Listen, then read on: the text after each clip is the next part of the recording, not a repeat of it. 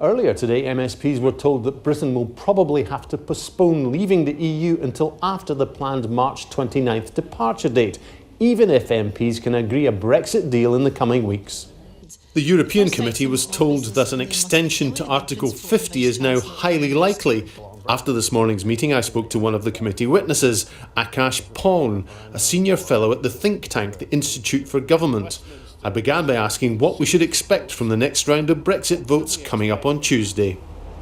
So yes, next Tuesday is yet another big day, another crunch point in this unfolding Brexit process. And as it stands, this could still go quite a number of ways. I mean, what we're going to see next Tuesday in the House of Commons is, on the face of it, it's simply a debate on a motion that the House has taken note of the Prime Minister's recent statement on what she's going to do next about Brexit. But then that motion has been subject to a number, I'm not sure of the current count, but there's been at least a dozen amendments laid, some of which will be debated and voted upon. So, for instance, what we might see is a vote on whether the government should go back to Brussels and request that there should be a time limit on the Irish backstop.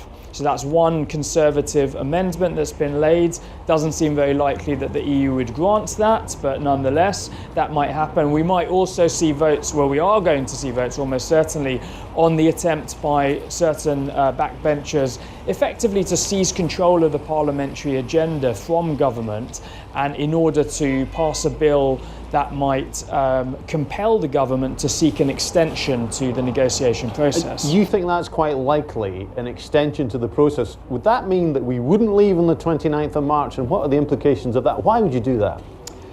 I do think it's now quite likely that we will, for one reason or another, end up requesting, and it is a request, we don't have a unilateral right to it, it have to be agreed with the EU, but requesting an extension. There's questions about for how long, and there's certainly a big question there will be from the EU side about, well, what's the purpose of this? Is this just to let the chaos and the argument continue, or is this to implement a clear plan? So, for instance, it could be that if somehow the Prime Minister gets her deal through, coming up to the 29th of May deadline, but she still there hasn't been sufficient time to fully ratify it, because you need another piece of legislation, a withdrawal agreement bill. The deal has to be ratified elsewhere in the EU. It might be that we need to seek a maybe quite short technical extension to allow those things to happen. So it could be to help the Prime Minister. It could be in that circumstance, but it could certainly also be, for instance, pushed by people who want there to be a second referendum. And what are the chances of that? Of a second referendum? I wouldn't like to put a probability figure on it. I mean, from what I can make out, there isn't a clear, consistent majority in support of that among voters. I mean, different polls have shown slightly different things, but recent polls don't suggest there's a lot of great appetite for another referendum. Maybe people don't have particularly fond memories of how it played out last time, and they're just sick of politicians failing to sort things out themselves. And the other obvious big question is there potentially a majority for a second referendum in Parliament?